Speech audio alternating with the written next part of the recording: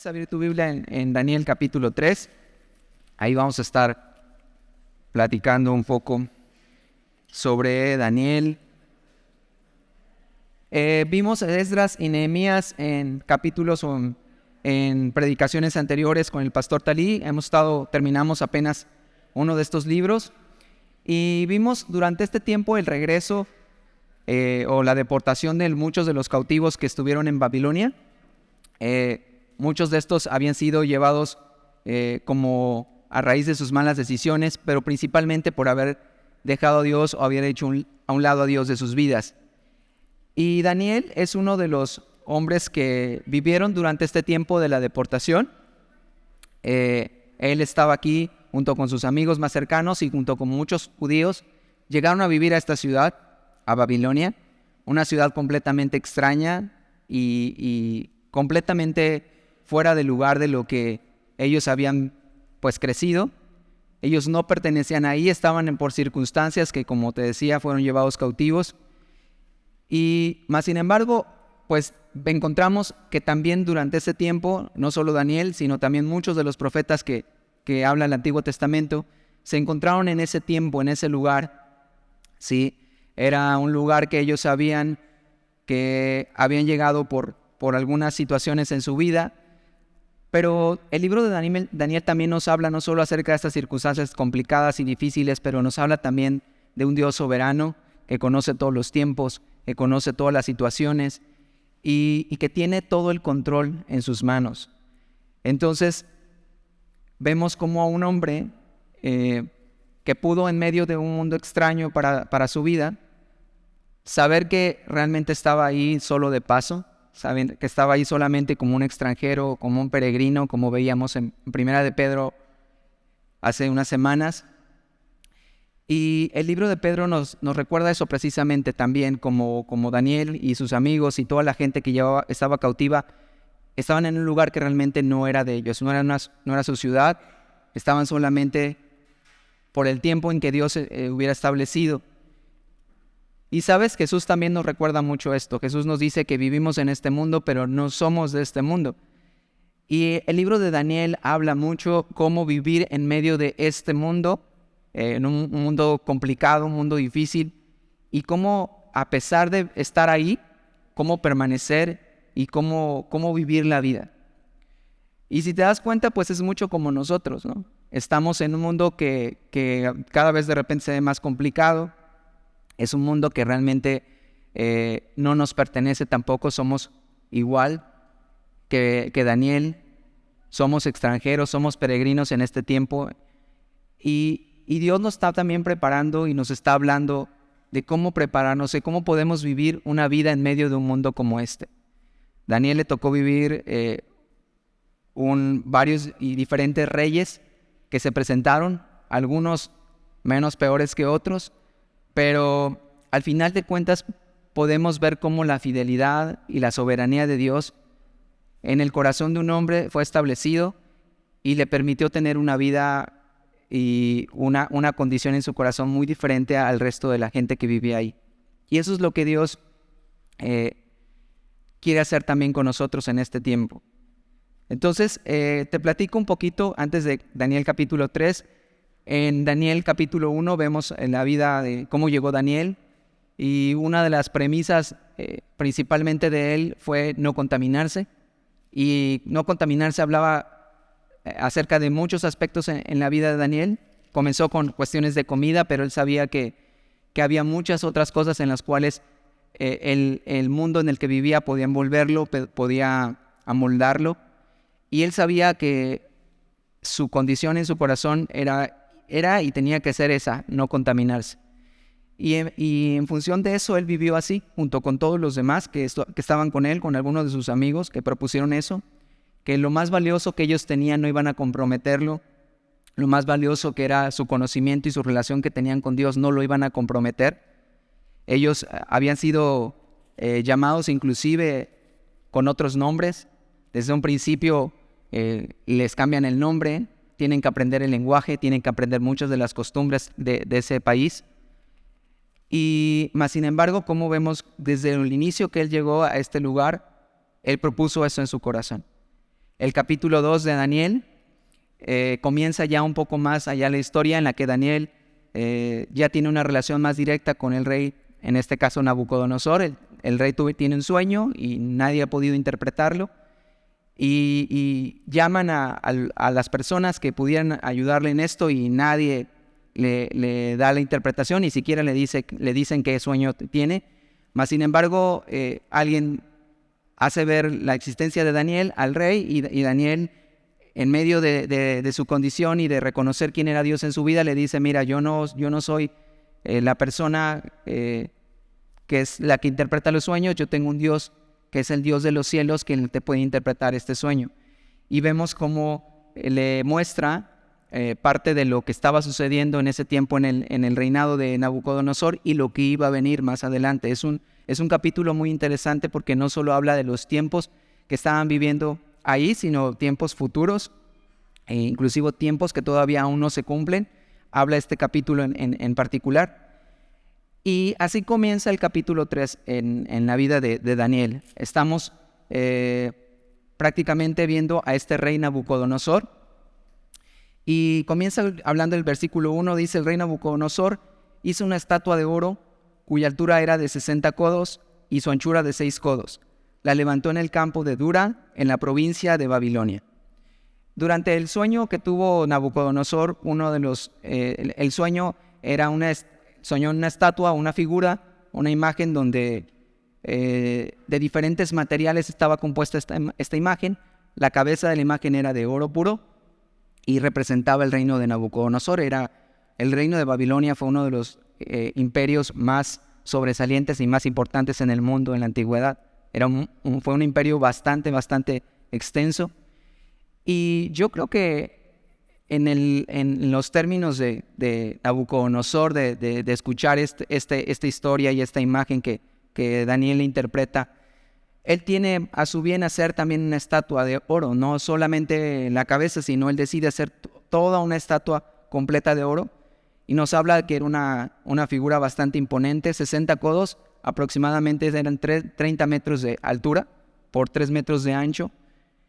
Y la levantó en esta provincia de Babilonia. Y vamos a ver con qué objetivo. Dice el versículo 2: y envió el rey Nabucodonosor a que se reuniesen los sátrapas, los magistrados y capitanes, oidores, tesoreros, consejeros, jueces y todos los gobernadores de las provincias, para que viniesen a la dedicación de la estatua que el rey Nabucodonosor había levantado. Fueron pues reunidos los sátrapas, los magistrados, los capitanes, los oidores, tesoreros, consejeros, jueces y todos los gobernadores de las provincias a la dedicación de la estatua que el rey Nabucodonosor había levantado, y estaban en pie delante de la estatua que había levantado el rey Nabucodonosor. Entonces nos encontramos aquí con gente muy importante, gente que era de su gobierno. Habla de magistrados, de capitanes, de oidores, de tesoreros, consejeros. Todos estos fueron llamados gente de influencia para ver a esta estatua. Era obvio que Nabucodonosor, a través de levantar esta imagen, él estaba mostrando realmente también su forma de pensar, su ideología. Él, a través de esta imagen, pues vemos pues qué es lo que realmente él idolatraba. Al ser una estatua de oro, pues él podía mostrar que lo más importante para él era el poder, pues la fama, la riqueza que su imperio representaba, y quería que la gente adorara precisamente esta idea, toda esta idea fundida en esta estatua, ¿no?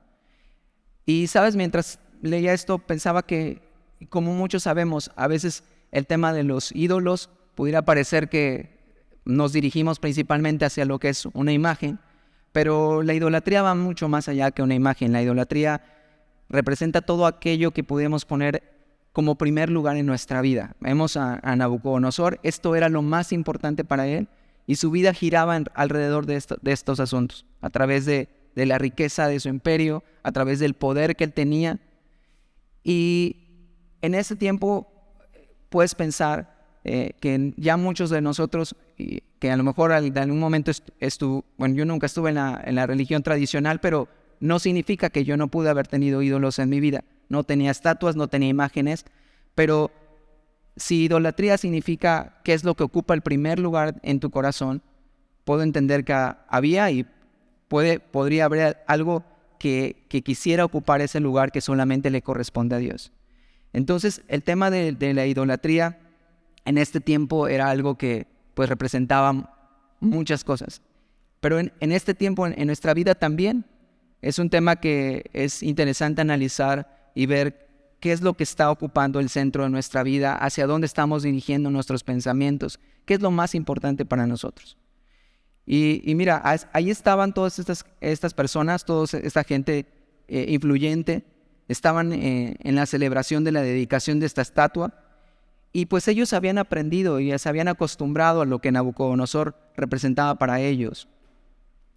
Pero vamos a ver qué es lo que sucedía con las demás personas que estaban en el reino. Dice versículo 4, y el pregonero anunciaba en alta voz: mándase a vosotros, oh pueblos, naciones y lenguas, que al oír el son de la bocina, de la flauta, del tamboril, del arpa, del salterio, de la zampoña y de todo instrumento de música, os postréis y adoréis la estatua de oro que el rey Nabucodonosor ha levantado. Y cualquiera que no se postre y adore inmediatamente será echado dentro de un horno de fuego ardiendo. Las personas habían crecido mucho con todo lo que se les enseñaba, se les instruía, y ellos estaban acostumbrados a recibir este tipo de instrucciones, pues Babilonia era un reino pues idólatra completamente en cuanto a imágenes se refiere, en cuanto a cuestiones de ver qué era lo importante en su vida. Entonces ellos estaban acostumbrados a este tipo de adoración.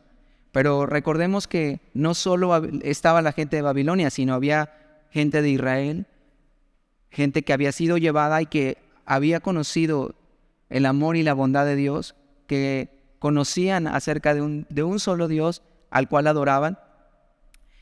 Y en este tiempo, mientras ellos están anunciando la dedicación de la estatua, no solo están pidiendo que la adoren porque sí, sino ya el versículo 6 nos da una connotación de que era de la forma en cómo debían adorarla. Dice que cualquiera que no se postre y adore, inmediatamente será echado dentro de un horno de fuego ardiendo. Entonces estamos hablando de algo ya impositivo, no es que quieres o no quieres adorar a la estatua, ya es algo que necesitas hacer porque de lo contrario,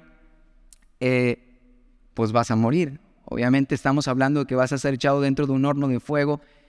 Algunos comentaristas dicen que no se trataba de un horno como casero, como un horno pues donde echas el pan o donde haces algo de comida, sino pudo haber sido un horno donde se construían los ladrillos, un horno industrial, o sea, una cosa bastante grande. Entonces,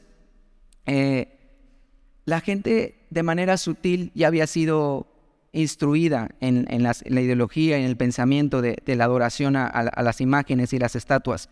Pero aquí vemos a Daniel y vemos a algunos amigos de Daniel que específicamente Dios los va a mencionar en este capítulo.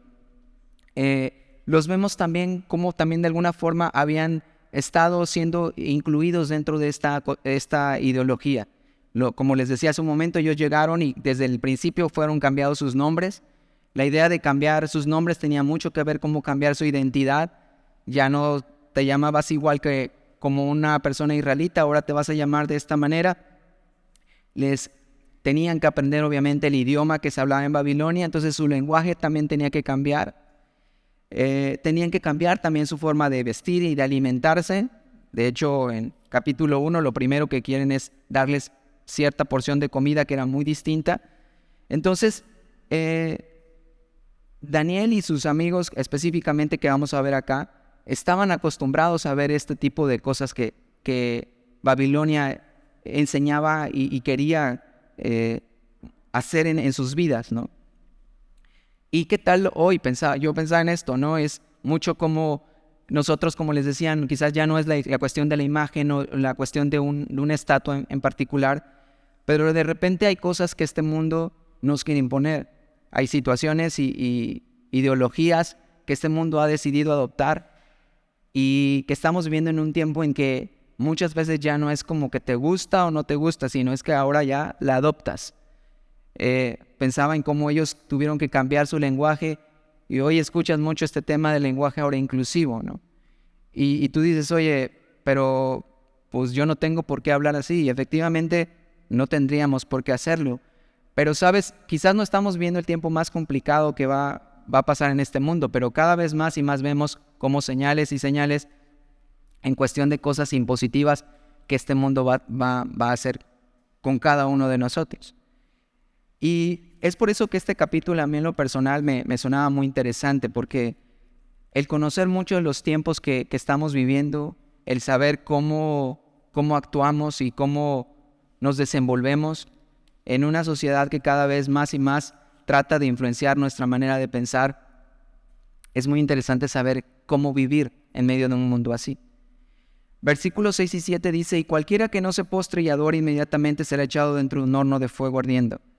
Por lo cual, al oír todos los pueblos el son de la bocina, de la flauta, del tamboril, del arpa, del salterio, de la zampoña y de todo instrumento de música, todos los pueblos, naciones y lenguas se postraron y adoraron la estatua de oro que el rey Nabucodonosor había levantado. Entonces vemos cuál es el resultado. Obviamente vemos en el versículo 6 diciéndoles: aquí está, si tú no la adoras, serás echado dentro del horno de fuego ardiendo. Y como resultado, obviamente todavía, mira, hasta les ponen música para no hacérselos más difícil. Dice: cuando tú escuches esto y escuchas la bocina, la flauta, en ese momento todos los pueblos, naciones y lenguas, estamos hablando de una multitud de gente, porque no solo había gente de Babilonia, eran todo un imperio, eran muchos lugares que había conquistado el rey Nabucodonosor. Y dice que todos se postraron y adoraron la estatua de oro. El temor realmente es real, ¿sí? El temor trae resultados que vienen en nuestra vida y nos hacen tomar decisiones.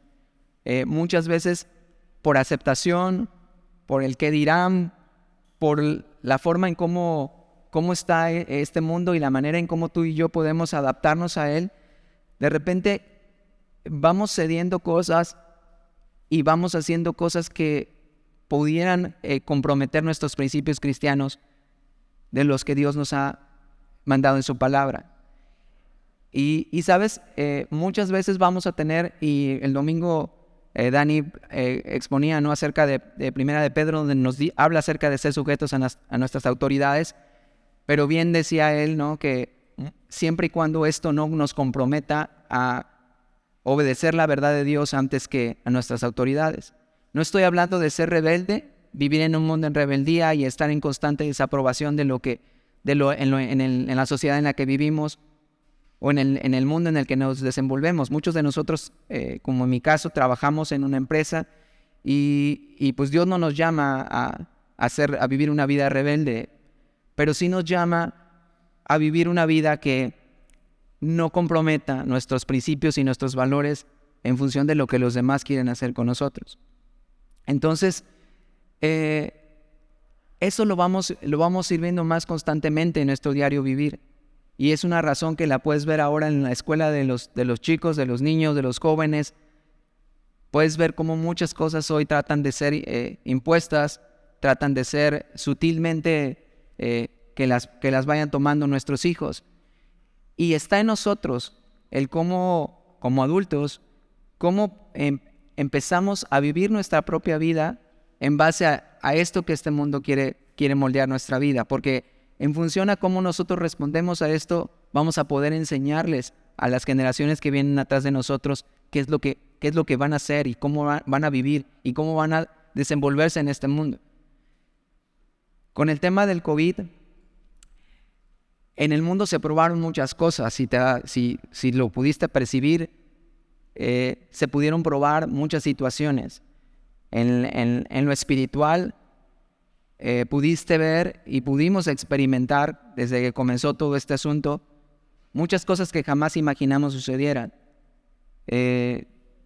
No sé cuántos años tienes, pero mucha gente, pues, a mucha gente nunca le tocó vivir un tema como el COVID. El hecho de que cerraran iglesias y de repente no tener dónde ir y celebrar una reunión, de repente era como en mi vida he visto esto. Y en lo espiritual muchas cosas fueron probadas. Realmente hay situaciones en las cuales nos llevó a probar cómo muchos corazones fueron probados o muchos de nuestros corazones fueron probados ante esta situación. El temor, la ansiedad, la incertidumbre, el saber qué hacer.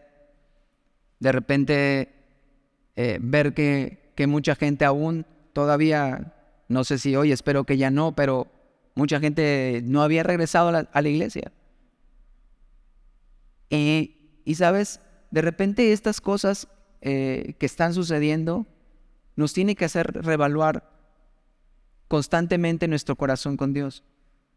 Porque para los judíos era un tiempo en el que o se postraban y adoraban a la imagen, sabiendo que Dios había establecido una sola adoración a Él, o simplemente decidían morir en el horno de fuego. Y muchas veces quizás a nosotros no es que vamos a ser expuestos en un horno de fuego específicamente, pero finalmente sí estamos expuestos a muchas cosas que podríamos decir, no, prefiero mejor hacer como que también me postro, como que disimulo, total, a Dios lo va a entender, como que Dios va a comprender por qué lo estoy haciendo. Pero es mucho de poner nuestro corazón en una balanza delante de Dios y pensar, ¿qué es lo que realmente quiero hacer? ¿A quién realmente quiero honrar?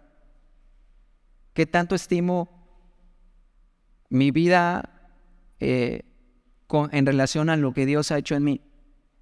Y sabes, el tema de muchos de nosotros pasamos por el tema del COVID, y fue para muchos una prueba de fuego, porque era real, no era algo que estuviera no pasando, pero el detalle era mucho que el tema con la actitud de nuestro corazón hacia la situación. Y Dios mostró mucho de esto en el corazón de muchas personas. Y vamos a seguir leyendo qué es lo que sucedía con los demás. Dice versículo 8, por esto en aquel tiempo algunos varones caldeos vinieron y acusaron maliciosamente a los judíos. Entonces, date cuenta, había un remanente. Sí había un remanente que el mundo en Babilonia sabía. Aquí podemos vivir todas las costumbres, podemos hablar de esta manera, pero sí hay un cierto tipo de persona que, a pesar de quizás hablar como nosotros, vestirse como nosotros, de repente, no sé, comer como nosotros, tienen otra actitud ante la vida, tienen otros pensamientos, tienen otros valores, tienen otra forma de pensar.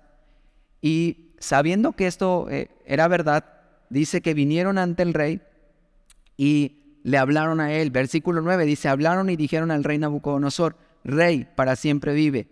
Tú, oh rey, has dado una ley que todo hombre, al oír el son de la bocina, de la flauta, del tamboril, del arpa, del salterio, de la zampoña y de todo instrumento de música, se postre y adore la estatua de oro.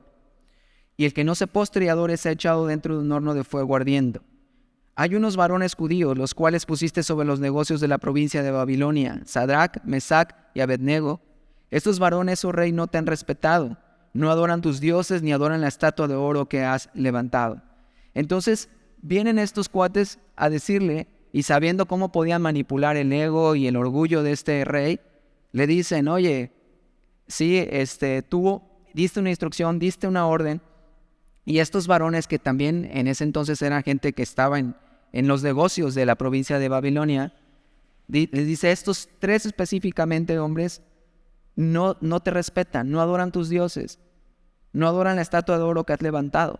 Entonces tratan de poner en contra de estos tres varones, en contra del rey Nabucodonosor. Y sabes, yo creo que si el rey Nabucodonosor sabía algo de estos tres varones, era que eran gente responsable, por algo los puso en su gobierno. Yo no creo que estos hombres no respetaban al rey Nabucodonosor, porque de lo contrario no trabajarían ahí. La Biblia nos habla de que ellos fueron vistos 10 veces mejores que muchos de la gente que era de Babilonia. Entonces eran jóvenes que eran responsables, jóvenes que eran honestos, que eran diligentes con su trabajo, pero obviamente no cumplían ese pequeño y ligero requisito que los demás querían, que se amoldaran específicamente al mundo que el rey Nabucodonosor había establecido. Y pensando en esto, yo decía, bueno, muchas veces en nuestra vida espiritual nosotros estamos teniendo una vida así, Y muchas de las situaciones que vivimos en los trabajos o en nuestra sociedad es espiritual completamente. Y a veces no tenemos que engancharnos mucho con este tema cuando somos expuestos ante situaciones como estas, en las que tratan de avergonzarnos o hacernos quedar mal, porque sabes, es espiritual. Algo que puedo dar gracias del trabajo es que ha sido un maestro. Llevo bastantes años en el trabajo, 26 años llevo en el mismo trabajo y sabes, para mí ha sido el banco, trabajo en un banco, un maestro de vida. Ahí Dios me ha tratado, ahí Dios me ha moldeado, ahí Dios me ha humillado, ahí Dios me ha mostrado muchas cosas. Y si algo que yo he visto durante todos estos años en el trabajo ha sido precisamente esta parte, de repente no engancharme cuando veo cómo situaciones de conflicto tratan de venir a mi vida, a quererla humillar, a quererme hacer muchas veces como a un lado. Pero sabes, entiendo que tiene mucho que ver con lo espiritual. Y cuando he visto y he tratado las situaciones así, sabes, he tenido que aprender de parte de Dios y no de parte del trabajo que quisiera hacer algo en mi vida, sino de parte de Dios que me dice, esta situación está pasando por esto. Y sí, algunas de esas cosas han sido por mi mal actuar, pero entonces Dios me ha corregido. Pero también Dios me ha dicho, sabes que esto está pasando porque yo quiero hacer algo ahí en este tiempo en tu vida. Y yo veo esto en la vida de estos tres jóvenes. En la Biblia nos habla no nos habla de las edades, pero se estima que eran jóvenes estos tres hombres junto con Daniel. Y yo veo estos principios en los cuales, a pesar de que ellos podían haber cambiado todo para tratar de estar bien, pues ya tenían una posición, estaban en un lugar, yo creo que recibían un muy buen sueldo, podían haber fácilmente dicho, bueno, pues, ¿qué me quita? Vamos, Dios va a entenderlo. Y yo trabajo aquí, Él es mi jefe. Una estatua no significa nada. Pero ellos estaban comprometidos y estaban completamente convencidos de que su corazón le pertenecía completamente a Dios. Y vemos constantemente esto pasando en este tiempo en la vida de muchas personas. Vamos a ver el versículo 13, qué es lo que hicieron. Entonces Nabucodonosor dijo con ira y con enojo que le trajesen a Sadrach, Mesach y Abednego, y al instante fueron traídos estos varones delante del rey. Y habló Nabucodonosor y les dijo, ¿es verdad, Sadrach, Mesach y Abednego, que vosotros no honráis a mi Dios ni adoráis la estatua de oro que he levantado?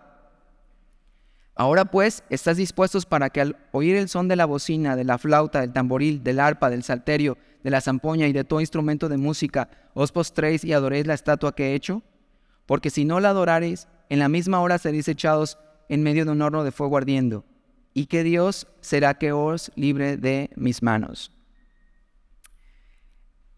Era un momento muy, muy importante para la vida de estos hombres. Y hay momentos en nuestra vida que van a llegar así, en la que vamos a tener que desarrollar una fe que va mucho más allá de nuestra simple confianza en Dios, de cosas sencillas, de cosas habituales. Hay momentos en nuestra vida que han llegado o que van a llegar en la que nuestra fe va a requerir de un valor mucho más allá para enfrentarnos a situaciones en las que debemos hacer lo correcto por encima de lo que pudiera suceder, por encima de las consecuencias que pudiera haber. Y esa clase de fe solo puede venir de parte de cuando tú y yo vivimos en una relación muy estrecha con Dios. Yo creo que estos hombres sabían que en sí mismo por ellos no podrían haber tenido la respuesta que vamos a ver más adelante. Porque este cuate, el rey Nabucodonosor, no estaba jugando, no estaba como que pensando, oigan, miren, ¿qué les parece si hacemos esto? No, les había dado una orden y les estaba diciendo lo que iba a suceder. Esa clase de fe que tú y yo necesitamos y valor que en un momento dado, cuando tú y yo actuamos de esa manera, mucha gente puede mirarnos y saber cómo es ser cristiano, cómo es vivir una vida cristiana, cómo es saber que en medio de un mundo caído, no comprometemos nuestros valores, no comprometemos lo que Dios ha hecho en nuestra vida. A pesar de lo difícil que pueda ser muchas veces esto y doloroso. Ayer que terminamos precisamente el curso de navegantes, alguien en mi grupo decía y nos compartía de cómo es que llegó a conocer a Dios y ella decía que tenía unos compadres que tenían tres hijos y el más pequeño creo que de 5 años, si no mal recuerdo, falleció. Y estas personas, estos amigos de esta señora, eran cristianos. Y ella, sin conocer nada acerca del cristianismo, sin saber nada acerca del Dios de la Biblia, ella pudo conocer al Dios verdadero a través de la vida de estas amistades que ella tiene. Y me decía, Carlos, es increíble la manera en cómo yo los vi actuar, cómo su fe, cómo su actitud, cómo su corazón. Y si yo tengo hijos y yo no sabría cómo actuar en una situación así, pero su fe de ellos, la actitud de ellos, me mostró el Dios en el cual ellos creían. Y sin hablarme y sin decirme palabras, yo quise conocer ese Dios que ellos tenían. Y sabes, así estaba la vida de estos jóvenes. Va a llegar un momento en su vida que van a tener que mostrar realmente quién es ese Dios al cual ellos servían. Y en nuestra vida vamos a tener que pedirle a Dios ese tipo de fe y ese tipo de valor que vamos a necesitar también para que en medio de situaciones que nos pasen podamos mostrar a quién es el Dios al cual nosotros creemos.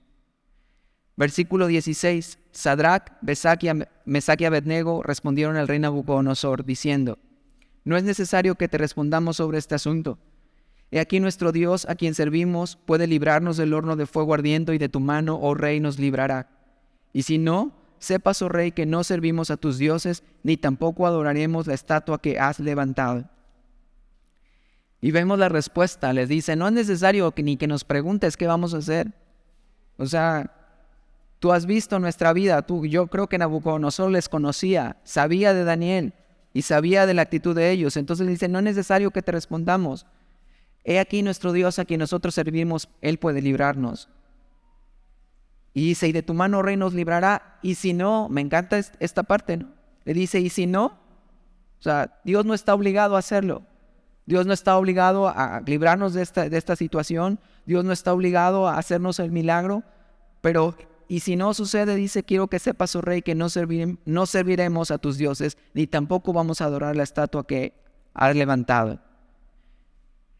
A veces Dios permite situaciones temporales en nuestra vida, y esas situaciones temporales tienen un motivo eterno. Y cuando nosotros vemos situaciones así, que pueden convertirse en cosas eternas, podemos entonces vivir confiados y podemos vivir pensando de esta manera, de la misma manera que ellos. Sabes, a veces al pasar por situaciones conflictivas o difíciles, podemos pensar que Dios está obligado a responder a nuestras oraciones, a cada una de ellas. Y sabes, Dios quiere hacerlo muchas veces, pero Él a veces va a permitir estas situaciones únicamente para ver nuestra fe, la condición de nuestro corazón. Él puede hacer y librarnos de cada una de ellas, pero es un hecho que no está obligado a hacerlo.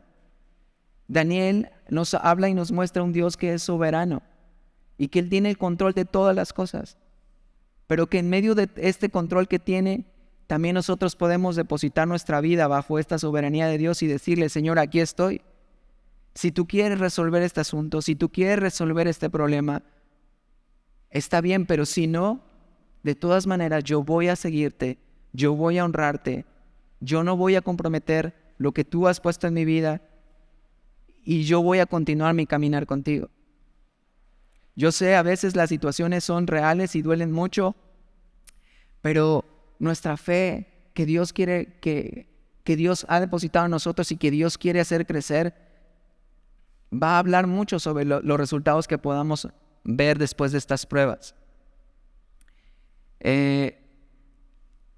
Hace unos años, casi como 4 años, si no mal recuerdo, 4 o 5, la verdad es que no tengo muy buena memoria con esto, pero falleció mi abuelita. Mi abuelita era una mujer que conoció al Señor por su mamá, o sea, mi bisabuela, Y ellas fueron cristianas por muchos años. Mi abuela murió casi a los 96 años de edad. Y aprendí mucho de ella desde muy pequeño. Aprendí mucho qué es ser una vida de oración. Aprendí mucho cómo, sin saber leer, ver a una mujer que todas las mañanas se levantaba a 5 o 6 de la mañana a orar y que sin saber leer sabía de memoria muchísimo de la palabra de Dios porque se la tenía que aprender de memoria, era la única forma que podía retener la palabra. Y el día que ella murió, cuando fue su fallecimiento, aún ahí yo estaba pensando cómo ella seguía enseñándome. Ella se llamaba Aurora. Y el pastor que predicó ese día de su sepelio, predicó uno de los proverbios que tienen que ver con su nombre. Proverbios 4:18. Dice que la senda de los justos es como la luz de la aurora, que va en aumento. Dice que hasta que el día es perfecto. Y él nos decía, así es como la vida de la hermana Aurora. Dice que fue en aumento. Y yo pensaba, nunca había relacionado este versículo con un día perfecto. Yo decía, ¿cómo podía yo definir un día perfecto para mí? Y a lo mejor un día que pudiera estar con mi familia, disfrutando, no sé, de vacaciones, comiendo algo rico. No sé, ¿cómo pude hacer algo definido para ti un día perfecto? Pero cuando escuchaba ese día con la muerte de mi abuelita, yo entendí que era el día perfecto de ella. Era el día más perfecto que podemos tener cada uno de nosotros, porque era el día en que ella se encontró con su Creador, se encontró con aquel que le sirvió por muchos años, se encontró con aquel al que le oró todas las mañanas, con aquel que le sirvió, con aquel que le amó y le honró por mucho tiempo en su vida. Se encontró cara a cara con él. Ese era el día perfecto. Y sabes, yo entendí que muchas veces he comprometido mis días perfectos pensando que este mundo puede ser así, el que me puede dar esos días perfectos. Pero a veces no son así. Pero Dios, aún en medio de esto, quiere decirte, ¿sabes? Si tú vives conmigo, si tú me honras, si tú me buscas, si tú tienes una relación conmigo, tu día perfecto va a llegar. No está aquí, en este mundo. Este mundo es pasajero. Tú y yo estamos solamente de paso. Y mira, ellos entendían muy bien este principio en su vida. Dice el versículo 19, entonces Nabucodonosor se llenó de ira y se demudó el aspecto de su rostro contra Sadrach, Mesach y Abednego, y ordenó que el horno se calentase 7 veces más de lo acostumbrado. Y mandó a hombres muy vigorosos que tenía en su ejército que atasen a Sadrach, Mesach y Abednego, para echarlos en el horno de fuego ardiendo. Y entonces estos varones fueron atados con sus mantos, sus calzas, sus turbantes y sus vestidos, y fueron echados dentro del horno de fuego ardiendo. Y como la orden del rey era apremiante y lo habían calentado mucho, la llama del fuego mató a todos aquellos que habían alzado a Sadrach, Mesach y Abednego. Y estos 3 varones, Sadrach, Mesach y Abednego, cayeron atados dentro del horno del fuego ardiendo. Entonces el rey Nabucodonosor se espantó y se levantó apresuradamente y dijo a los de su consejo, ¿no echaron a 3 varones atados dentro del fuego? Y ellos respondieron al rey, es verdad, oh rey. Entonces vemos cómo la situación se había puesto todavía más difícil para ellos. Ya no solo estaban siendo amenazados de muerte, sino ya se estaba cumpliendo lo que este hombre iba a hacer con ellos. Una vez que ellos decidieron no postrarse y le dijeron, no vamos a hacer lo que tú nos indicas, la ira y el enojo de este rey, lo único que causó fue que diera la orden inmediatamente y les dijo, ¿saben qué? Átenlos, levántenlos y con todo así como están, échelos al fuego. Yo no sé qué pensamiento o cómo estaba su corazón al momento de que ellos fueron echados al horno de fuego, pero es obvio que debió haber Dios puesto una fe mucho más abundante de la que ellos tenían mientras ellos estaban siendo echados en este fuego. Y hay algo interesante en ese versículo. Dice que Nabucodonosor de repente se levantó muy espantado y les dice, ¿no es que echamos a 3 varones atados dentro del fuego? Y le dicen, sí. Ellos respondieron al rey, es verdad, oh rey. Y el versículo 25 dice, y él dijo, he aquí yo veo 4 varones sueltos que se pasean en medio del fuego sin sufrir ningún daño, y el aspecto del cuarto es semejante al Hijo de los dioses. Y vemos cómo la mano de Dios en medio de una situación tan complicada para la vida de estos varones. En medio del fuego estaba Dios obrando en sus vidas. Y a veces, de repente, cuando pasan situaciones en nuestra vida, Dios quiere mostrarnos y seguirnos enseñando eso. Que en medio del fuego, en medio de esa situación, en medio del conflicto, Él está ahí. Él siempre ha estado ahí. A veces nos sentimos atados de manos, a veces de repente llega la enfermedad y la ansiedad. Hubo mucho tiempo en mi vida que tenía temor de morirme por pensar que ya tenía a mis hijos y yo decía qué va a ser de ellos. Y de repente cuando eres papá, y no sé si te ha pasado, pero para mí era uno de mis mayores temores. Pero, ¿sabes? Tengo que entender todo el tiempo que, primero pues que no son míos, y segundo que tengo que confiar en que Dios es soberano y que están en sus manos. Y que aún en medio de esa situación que pudieran vivir, Dios va a estar con ellos. Y es lo mismo con cada uno de nosotros. La situación en la que estés, el momento más solitario que puedas vivir, el momento más difícil que pueda estar pasando en tu matrimonio, la situación que estás viviendo con tus hijos, no sé cómo está la situación económica de tu vida. Muchos apuntan 2023 como un año difícil en cuestión económica. No sabemos qué viene. En el 2020 no esperábamos 2 años difíciles de enfermedad y muerte para muchos. Pero sabes, Dios quiere recordarnos en este pasaje que en medio de ese fuego Dios va a estar con nosotros. Que Dios va a estar ahí. En el hospital, en la situación económica, en nuestras relaciones, Dios va a estar ahí. Él lo ha prometido. No nos ha prometido evitarnos conflictos o momentos difíciles. De hecho, Él nos dijo, en este mundo vivirán aflicciones, pero nos dice, confiad, yo he vencido al mundo. Y no solo ha vencido, sino ha prometido estar con nosotros todos los días. Su Espíritu todo el tiempo está con nosotros, siempre ha estado ahí. Desde el momento en que tú y yo decidimos creer, fuimos sellados. Y eso nos hizo diferentes. Y eso nos hace ser peregrinos y extranjeros. Su Espíritu vive en nosotros. Y Él está en medio de nosotros. Entonces, si Él está con nosotros, podemos confiar y saber que aún en medio de situaciones tan difíciles, como un fuego ardiendo en nuestra vida, Él va a estar ahí. Dice el versículo 26, entonces Nabucodonosor se acercó a la puerta del horno de fuego ardiendo y dijo, Sadrach, Mesach y Abednego, siervos del Dios Altísimo, salid y venid. Y entonces Sadrach, Mesach y Abednego salieron de en medio del fuego. Y se juntaron los sátrapas y los gobernadores, los capitanes y los consejeros del rey para mirar a estos varones, cómo el fuego no había tenido poder alguno sobre sus cuerpos, ni aun el cabello de sus cabezas se había quemado. Sus ropas estaban intactas y ni siquiera olor de fuego tenían. Entonces, ¿qué vemos? Vemos que nada, ni un rasguño, dice que ni un pelito de su cabeza se había quemado. Estaba intacto. Dios había cumplido su promesa de guardarles. A pesar de que ellos decían, mira Dios, sabemos que tú puedes hacerlo, pero también sabemos que si no quieres, vamos a morir, vamos a estar ahí. Y yo pienso, sabes, en mi vida y en la vida de mis generaciones, y digo, Dios, yo necesito esa clase de fe, necesito esa clase de valor, necesito mirarte así como ellos te veían. Y el libro de Daniel está puesto ahí para enseñarnos, para mostrarnos. Como les decía al principio, vivimos un mundo difícil y aún todavía más difícil podemos ver que van a vivir nuestros hijos.